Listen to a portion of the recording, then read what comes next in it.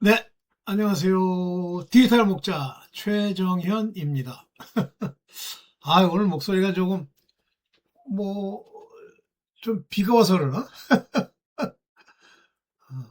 자, 여러분들 뭐 잘 지내고 계시죠? 제가 그 영상을 좀 자주 찍는 편이 아니고, 좀 요즘 조금 뭐 바쁜 일 때문에 좀 그렇습니다만, 오늘 여러분들과 말씀드릴 내용이 이제 주제랄까요?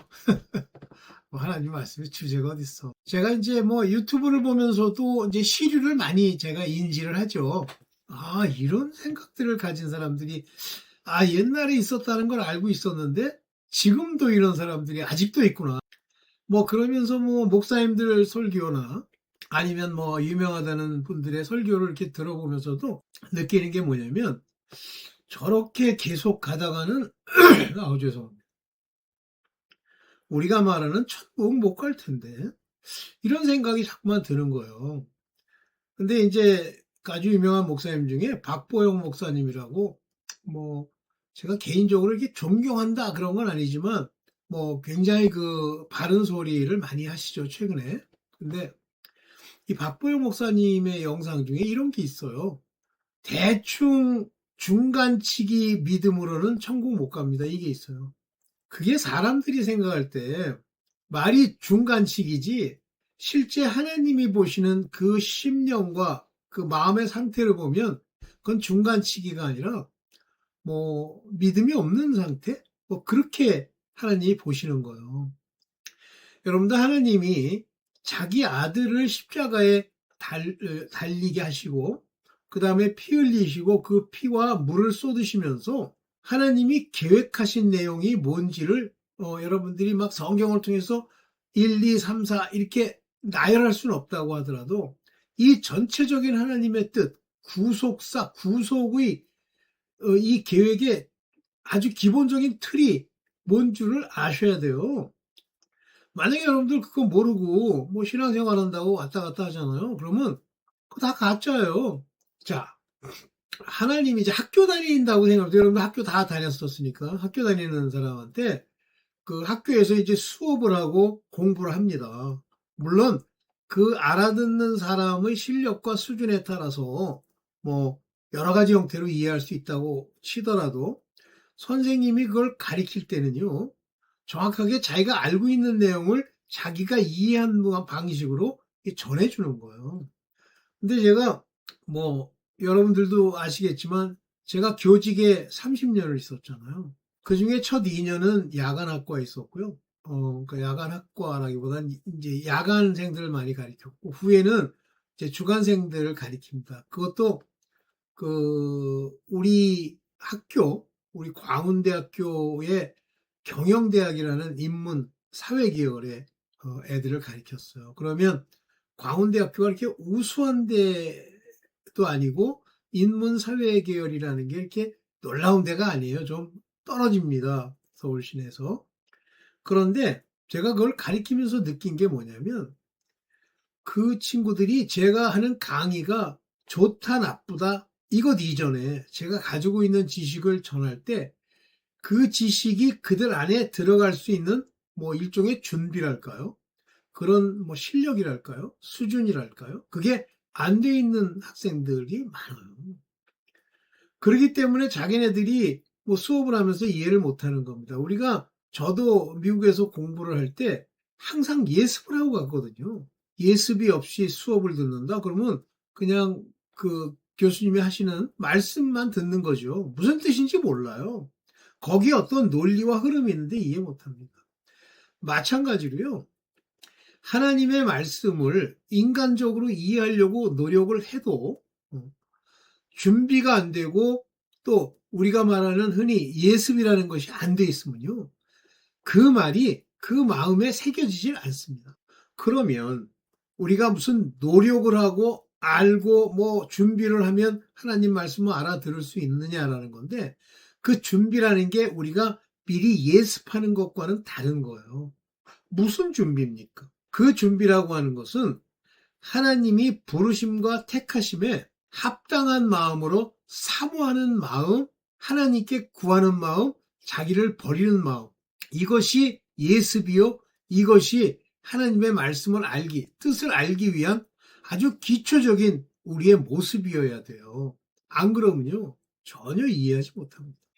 그런 노력을 기울였다. 예를 들면 자기를 버리는 것, 뭐 이것도 노력이라고 치면 자기를 부인하고 자기의 육신의 소욕을 버리고 이 세상을 사랑하지 않고 하나님을 바라보는, 이것도 만약에 인간이 할 수 있는 노력이라면, 할 수도 없지만 할 수 있는 노력이라고 보면, 이런 자들에게 하나님이 친히 오셔서 우리 속 안에 있는 온갖 쓰레기를 다 바로 세워주세요. 우리의 쓰레기가 뭐예요? 세상 살아오던 방식, 그 안에 득실거리는 욕심, 그 속에서 자기가 바라는 자기의 높임, 자기라는 개체, 인간이라는 개체가 뭐 되고자 하면서 하나님 말씀을 들으면요 되지도 않을 뿐만 아니라 그것이 악이고 100% 지옥 가요. 뭐 내가 특별히 나쁜 짓을 한 적이 없는데 지옥 가겠냐? 그게 나쁜 짓이에요. 주님이 말씀하신 율법의 이야기의 첫 번째 요인이 뭐냐면, 첫 번째 목적이 뭐냐면 우리의 죄를 깨닫는 거거든요. 그러면 하나님이 말씀하시는 당장 도덕법이라도 우리 양심으로 비추어 볼 때 이 도덕법은 맞아요. 그런데 그것마저도 안 지키는 거예요. 대표적으로 안 지키고도, 자기가 그 도덕법을 안 지키고도 남이 안 봤다는 이유로 자기를 숨기는 도덕법이 음행, 간음, 음란, 불륜입니다. 이것들은요 두 개인, 남자와 여자라고 하는 두 개인 사이에 이루어진 일이에요. 그리고 숨겨지면 모른다고 생각하는 건데 하나님은 그걸 다 드러내시죠. 그대로 드러내십니다. 저는 다른 것보다도 가끔 뭐 연애에 관련돼 있는 뭐 연예인들 중에 누가 병에 걸렸다 뭐 이런 얘기가 나올 때, 폐암에 걸렸다 그러면 제가 이제 지금까지 제가 보면서 통계를 낸 일종의 죄와 병의 관계를 보면 음란짓 많이 했구나 이거예요. 그것도 그 음란짓 자체가 여러분들 사람마다 천차만별이기 때문에, 근데 본인들은 그 인과관계가 하나님이 정하신 거기 때문에 모른다는 이유로 마구 발설하면서 용기를 내죠. 반드시 죽습니다. 네. 자, 이와 같이 사람들이 자기의 노력을 가지고 하나님의 뜻을 알려고 하는 것도 하나님이 우리를 세우셔야, 우리에게 부르심을 주셔야 그나마도 가능해지는 거예요. 근데 그게 아예 없다. 부르심의 흔적도 없다. 택하시면 둘째치고, 그러면요 아무리 뭐 별짓을 다 해도요 하나님의 뜻을 알 수가 없어요. 그 중에 여러분들이 대표적으로 하나님 뜻 중에 제가 강조할수록 못 알아듣는 하나님의 뜻이 뭐냐면, 모든 일들은 태초에 하나님의 계획하신 대로 지금 이 땅에서 이루어지는 거예요. 지금 이란이 공격받고 미국이 공격을 하고 하는 일련의 일들, 이스라엘이 가서 폭격을 하고 하는 일련의 모든 일들이 하나님이 태초에 이미 계획하신 거요, 정하신 일들이 이루어지는 거예요. 인간은 아는 게 없어요. 시기도 모르고 때도 모릅니다. 지금 제가 보는 이 세상은요, 지금 이란에서 무슨 뭐 결사항전을 주장했다 그러면 걔네들의 결사항전의 마지막이 뭐예요? 핵이겠죠. 결사항전을 자기네들이 저거 했다. 핵이겠죠. 그래서 이미 중동전쟁이 터진 거예요. 우리는 그 중동전쟁에서 많은 사람이 죽어야 전쟁이 터진 줄 알아요.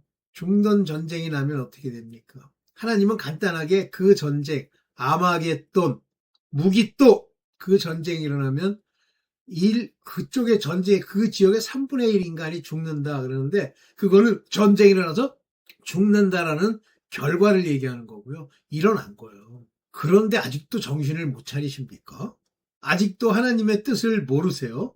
아직도 내 인간이 생각하는 즐거움, 인간이 생각하는 자기 입맛에 맞는 영상을 듣고 입맛에 맞는 생각을 하면서 성경을 읽고 성경을 아무리 읽어도요. 그 성경을 읽는 자의 눈에 그 눈이 이미 겉사람, 사람의 눈으로 이미 바뀌어 있잖아요. 아무리 읽어도 모릅니다. 그러면 주변에서 그 얘기를 해주면 우리가 막 전파하고 노력하면 안다. 모릅니다.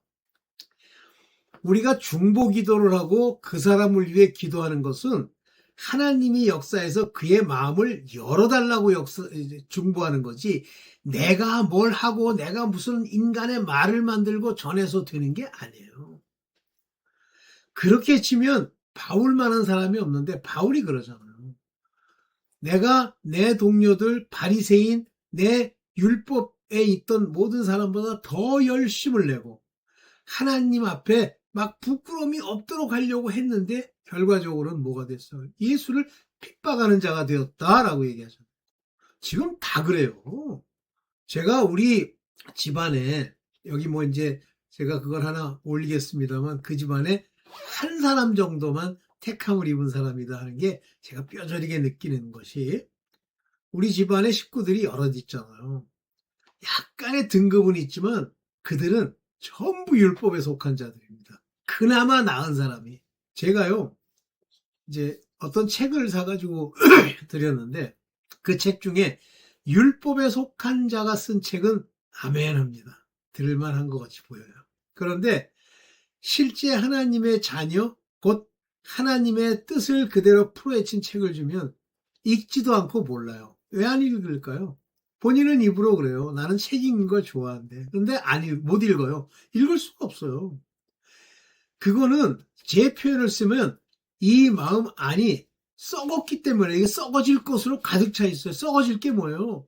세상의 욕심, 세상의 생각, 자기의 이론이에요. 그러면 이런 이론을 내는 사람들의 특징이 뭐냐면 특히 심각한 게 교만한 거죠. 왜 교만합니까? 자기가 옳다라고 생각하는 거예요. 이 교만으로 인해서 망해가죠.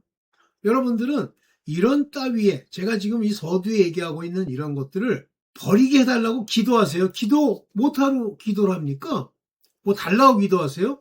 그런 거 안 구해도요. 하나님은 여러분들이 필요한 게 무엇인지를 아세요.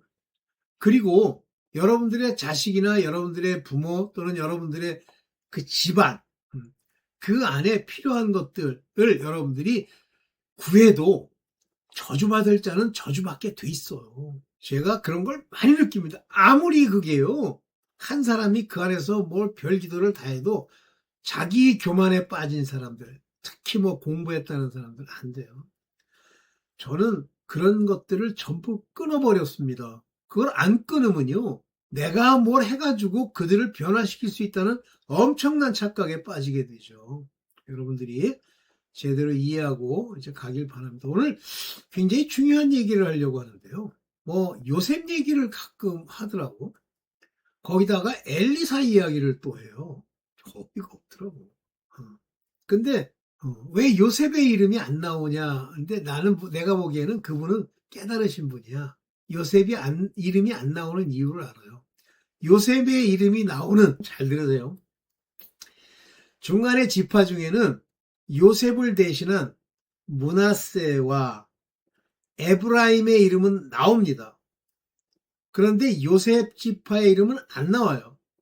그러다가 언제 나오는 줄 아세요? 계시록에 들어가서 나옵니다. 그 이유가 뭐냐? 이스라엘의 12지파, 그들은 12지파가 되었더라 할 때 그 12지파에 그들이 에브라임까지 포함되어 있기 때문에 그런데 요셉은 그 12지파에 포함되어 있는 게 아니에요. 사실은 요셉의 바로 그 뿌리와 관련되어 있는 사람이 에브라임입니다. 그래서 에브라임은 이스라엘의 핍박을 받고 욕을 먹고 그래서 많이 죽죠? 네. 그런데 요셉에 대해서는 뭐라고 얘기하냐면 요셉은 큰 민족을 이루고 하나님 하신 말씀이에요. 큰 민족을 이루고 그로 많은 자가 그와 함께 하겠다. 그의 자손이 된다고 그랬던가. 하여튼 오늘 한번 볼게요. 이렇게 얘기를 했습니다만 그거는 바로 예수 그리스도로 말미암는 이방인을 얘기하는 거예요. 그래서 요셉이 계시록에 등장하는 이유는 바로 이 이방인이 요셉의 가지에 접붙임을 받아 하나님의 자녀로서 가지가 되는 얘기를 하는 겁니다. 열매를 맺는. 그래서 오늘 이제 그 세 가지를 좀 간단하게 얘기해 보려고 여러분들로 썼고요. 여기서 이제 중요한 서론으로 제가 얘기한 게 하나님의 뜻 한 조각이라도 사람의 노력으로는 알 수 있는 것이 아닙니다. 내가 주장한다 그래서 하나님의 뜻이 바뀌거나 하는 게 아니에요. 어떤 인간이 그런 말을 썼어요. 켈비니즘, 예정론의 극단적 예정론 이렇게 썼어요. 극단적 예정론이 어디 있니? 그러니까 그런 인간들이 그런 글을 쓰고 자기가 그걸 믿잖아요. 그러면 그냥 죽어버려요. 왜냐하면 자기가 생각만 가지고 있으면 안 죽을 수가 있습니다만 이 말을 통해서 입으로 말을 내죠. 그러면 죽습니다. 여러분들 말을 함부로 막 하는 사람들이 있어요. 목사들 중에도.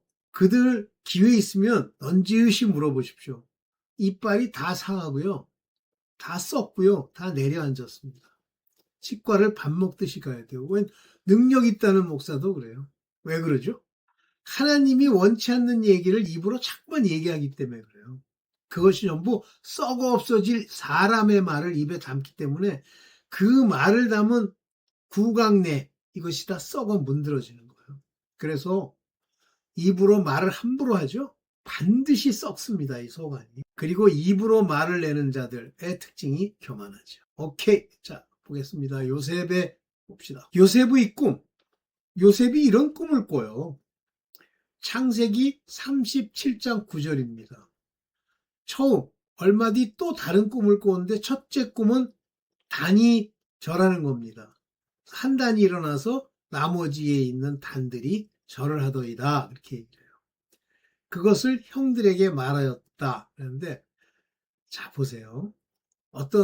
제가 서사라 목사님은 좀 개인적으로 좀 존경하는데 이 목사님이 뭐라 그러냐면 아유 이게 좀 요셉이 좀 부족해서 이렇게 형들에게 말하는 거네. 그러니까 이런 생각들 요셉이 부족하기 때문에 말을 툭 냈어. 그래서 요셉이 형들에게 미움을 받았어. 예요? 제게 하나님이 알게 하신 건 이 모든 일들, 꿈꾸는 일, 그것을 형들에게 말하는 것까지 이미 아버지께서 태초에 정하신 시나리오대로 움직이는 거예요. 그러면서 이렇게 얘기했어요. 형님들 들으세요. 또 꿈을 꿨습니다. 이번에는 해와 달과 11별이 나에게 절을 했어요.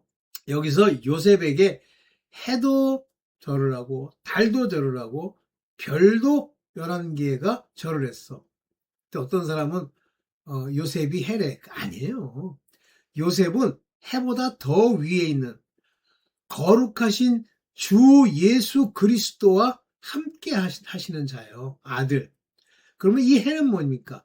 아들인데 양자들, 낯을 밝게 하는 양자들, 택하심을 받은 자들. 달은요, 야곱을 얘기합니다. 이스라엘에서도 종들, 율법의 종들, 선지자들, 11별은 뭡니까? 지파들. 요셉이 빠졌으니까 11지파예요. 그 지파들. 그래서 이건 유대인들을 말하는 겁니다. 이 11지파 중에 제가 볼 때는 10개의 지파는 다 지옥 가요. 죽어요.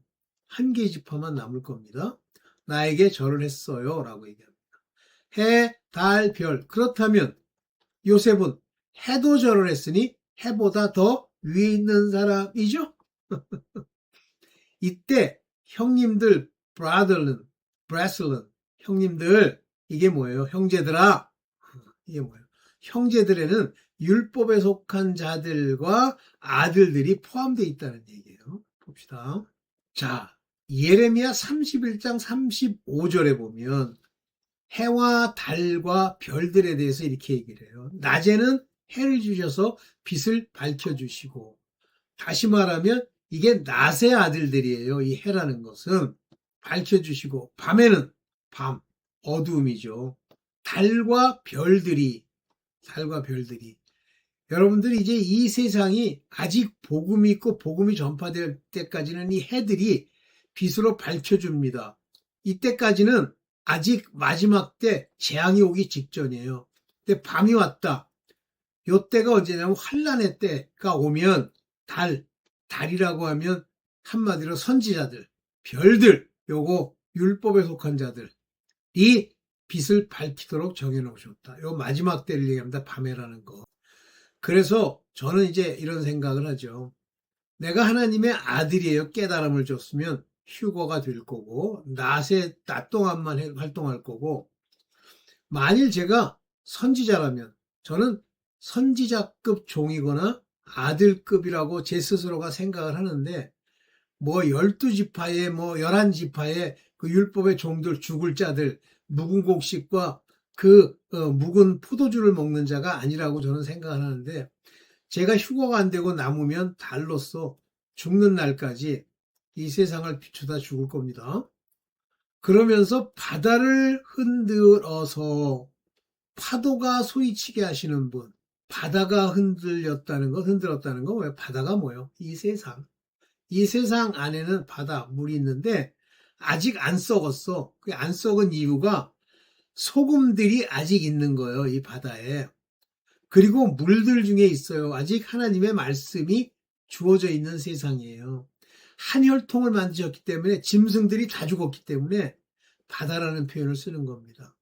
요 바다 중에 이제 하나님이 고기를 잡아서 올리기도 하고, 이 바다 중에 이제 어떤 사람들은 바다와 같이 천년왕국에 들어갈 사람도 있죠. 이렇게 파도가 소리치게 한다. 파도 아시죠? 물이 치면서 얘기를 하는 거예요. 바로 여기 달과 별들의 소리친 것 같은 거죠. 그 이름은 만군의 주시요. 만군의 주 그러면 물론 여호와 하나님이기도 하지만 또 한 가지는 예수 그리스도시기도 하죠. 만군의 군이시요. 주께서 이렇게 말씀하셨다. 이해되시죠? 그래서 해와 달과 별들 그리고 바다에 대해서 여기서 설명하고 있습니다. 이 요셉은 그리스도의 예표예요. 그래서 이제 창세기 37장 10절에 보면 아버지에게도 얘기했고 형들에게도 이렇게 얘기했더니 그 아버지가 그를 꾸짖어요. 달이. 내가 꾼 꿈이 무엇이냐? 그래, 나하고 아버지하고 너희 어머니하고 너희 형들이 함께 너에게 가서 땅에 엎드려 너에게 전할 것이란 말이냐? 이렇게 얘기하잖아요. 마지막 때 요셉, 즉 그리스도께서 오시면 율법의 선지자의 종들이든 나죠. 나와 너희 어머니, 선지자급 종이든 또는 율법에 속한 자들이든 간에 전부 예수 그리스도 앞에 엎드려 절을 해야 돼요. 엎드려. 이 땅에서. 그래서 이 요셉에게 그렇게 할 거냐? 그렇게 얘기했다는 얘기는 요셉은 곧 마지막 복음의 예표 대신 그리스도를 표방하는 겁니다. 그래서 또한 요셉은 그리스도 일꾼의 예표예요. 창세기 49장 24절에 요셉의 활은 그보다 튼튼하고 그의 팔에는 힘이 넘친다. 이 복음의 일꾼들을 말하는 겁니다. 야곱이 섬기는 전능하신 분 하나님이시죠.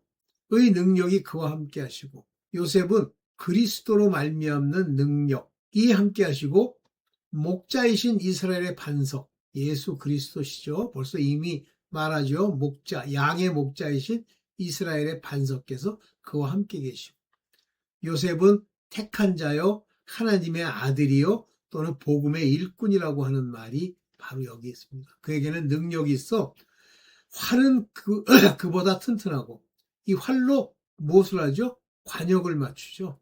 그래서 활로 관역을 맞추는 것이 마르티안, 그것이 의라고 했어요.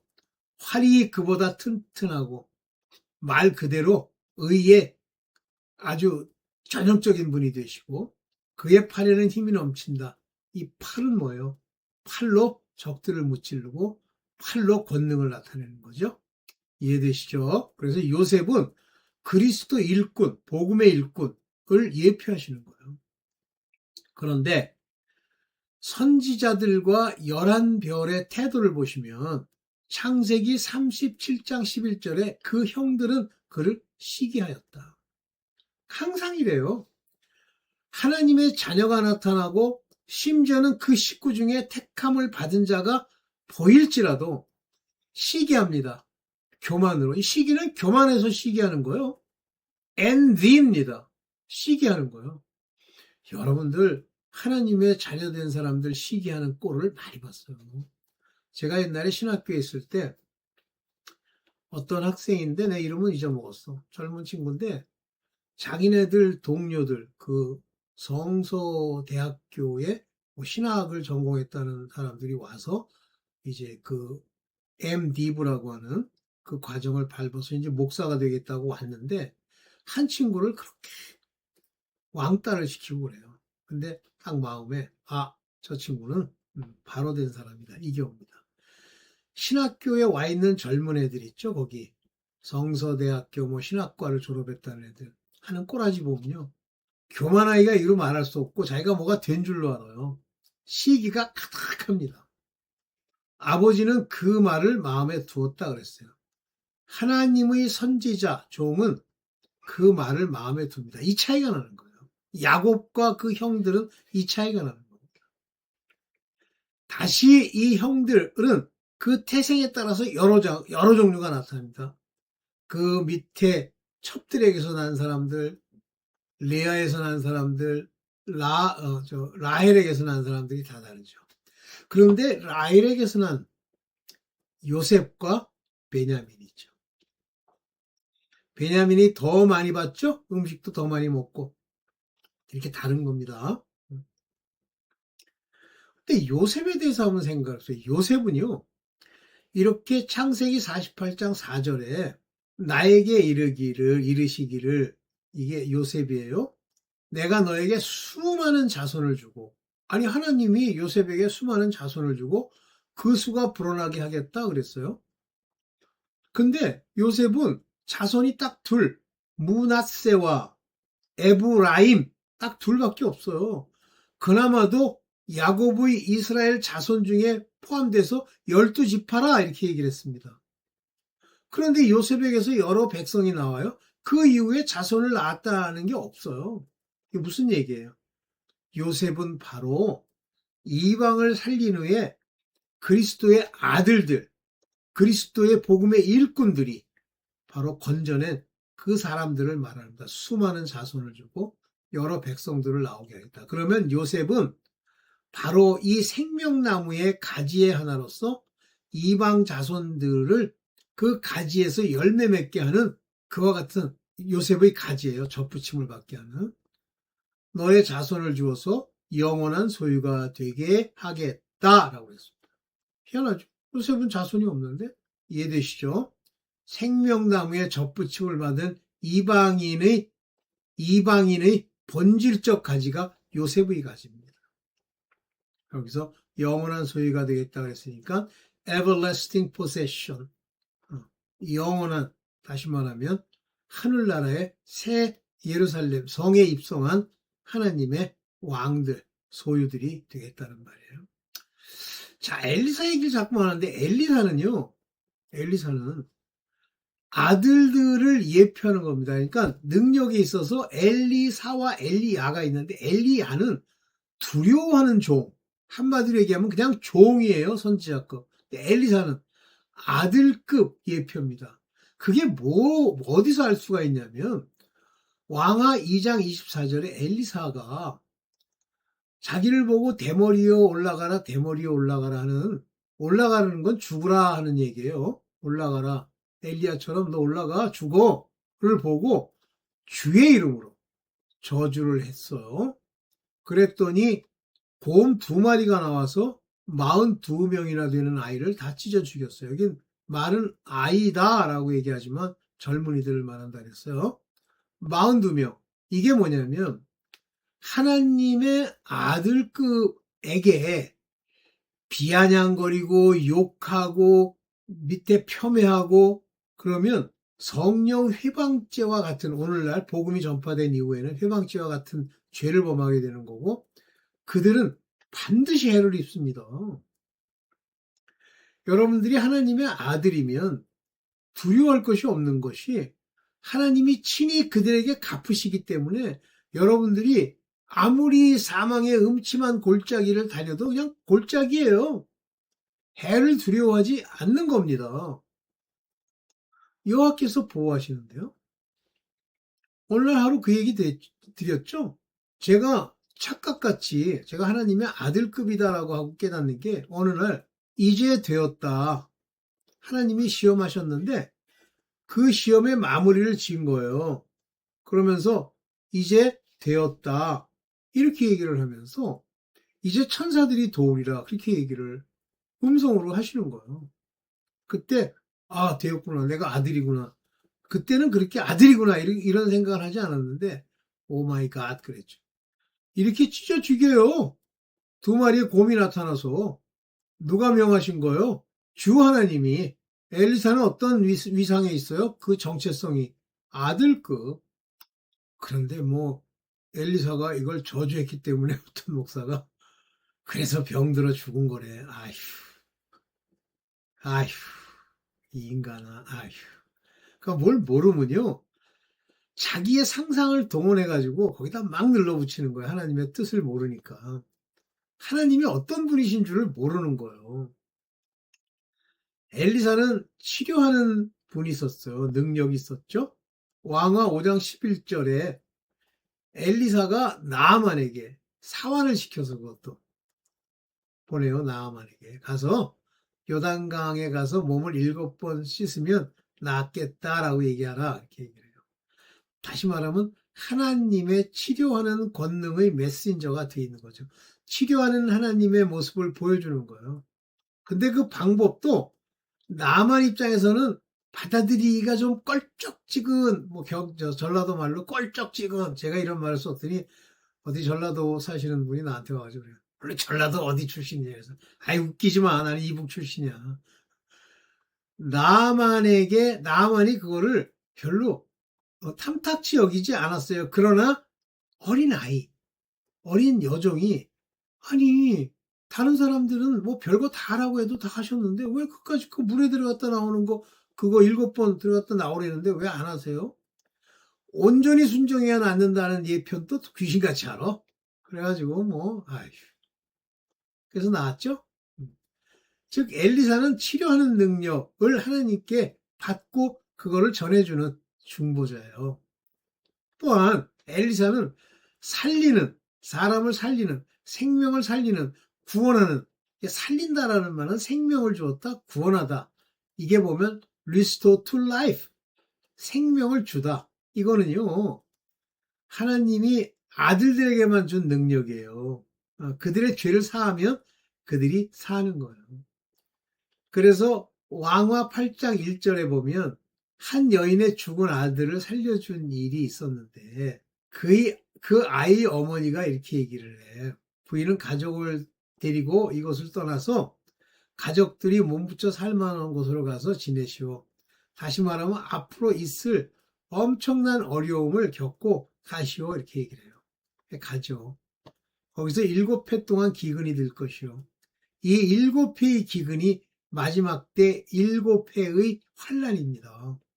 지금이 마지막 7회, 7을 뭐라고 그래요? 쉐미타라고 그래요. 쉐미타. 그게 7이란 뜻이에요. 쉐미타, 7년.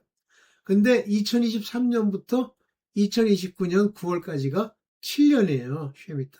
그래서 이 7년이 환란의 7년이든 넥스트 30년부터 시작해서 37년까지가 환란이든 그거는 우리는 몰라요. 몰라 저는 그렇게 봐요. 그러나 지금 돼가는 모양을 보면 분명히 지금이 환란이죠? 아니에요? 살만해요? 오케이. 그래서 이 양반이 나중에 돌아와가지고 왕에게 가서 얘기를 해요. 저게 우리 땅이었는데 이렇고 저렇고 그러면서 얘기를 하는데 그때 엘리사 얘기를 해요.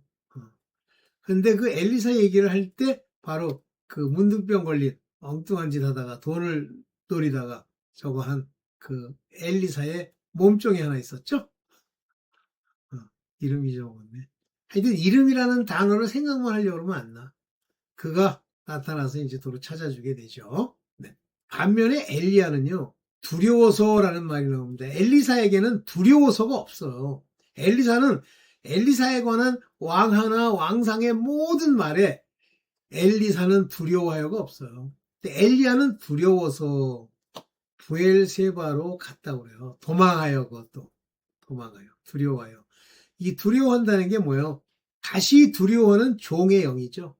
다시 말하면 엘리야는 성령으로 인해서 하나님의 아들로서의 정체성을 가지지 않았다는 얘기입니다. 그러면서 그가 로뎀 나무 아래까지 도망가요. 물론 광야로 가서. 그리고 죽기를 간청하면서 기도하는 거예요. 아우, 지금 괴롭습니다. 목숨을 거두어 주소서. 내가 별것도 없는 내가 이렇게 얘기를 하죠. 이 엘리야는 결국 선지자급. 나중에 이제 이 엘리야가 어디에 나타나게 됩니까? 바로 예수께서 변화산에 임하셨을 때 나타나죠. 즉 메노라라고 하는 7가지가 있는 그 촛대는 중앙에 한 가지 이 주께서 계시고 오른편에 3개, 왼편에 3개예요. 오른편은 아들들의 예표고요. 왼편은 종들, 선지자들의 예표입니다.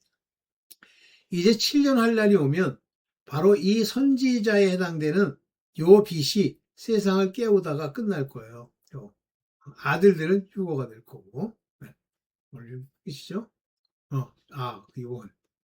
자, 그런데 많은 사람들이 착각하는 게 왕하 19장 25절에 보면 이게 엘리사가 이제 하는 얘기야. 사내리바, 너는 듣지 못했니? 그런 일은 이미 내가 오래전에 결정한 것들이고 아수르의 패망과 아수르의 침범과 아수르의 계김이 오래전에 결정한 거다. 그랬는데 이거를 에이션 타임, 아주 고대해.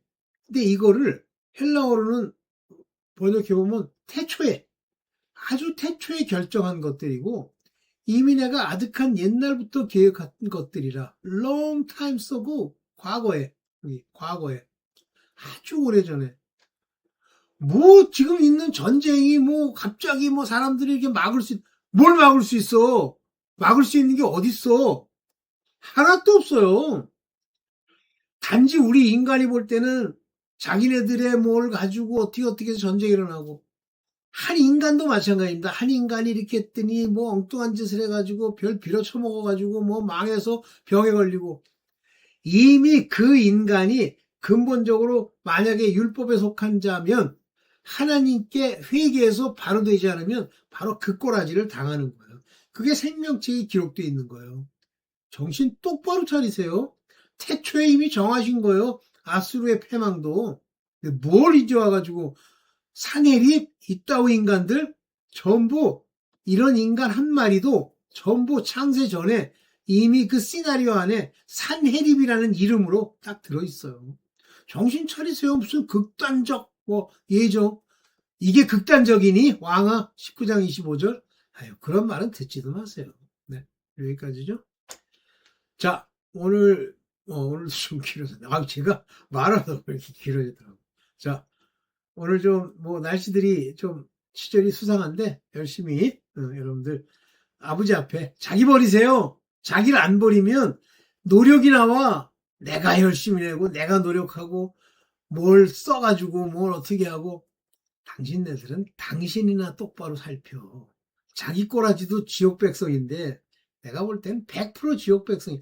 여러분들 차라리 전혀 안 믿어. 하나님을 몰라. 그런 자들이 받을 형벌과 하나님을 안다고 장난질하다가 죽어. 그들이 받을 형벌은 다릅니다. 정신 차리세요. 이 땅에서도 괜히 믿는다고 어줍지 않게 까불다가 폐암에 걸리는 거야. 그리고 몸에 병이 오는 거예요. 회개 안 되며 회개로 병 고쳐. 네, 오늘 여기까지만 합니다. 감사합니다.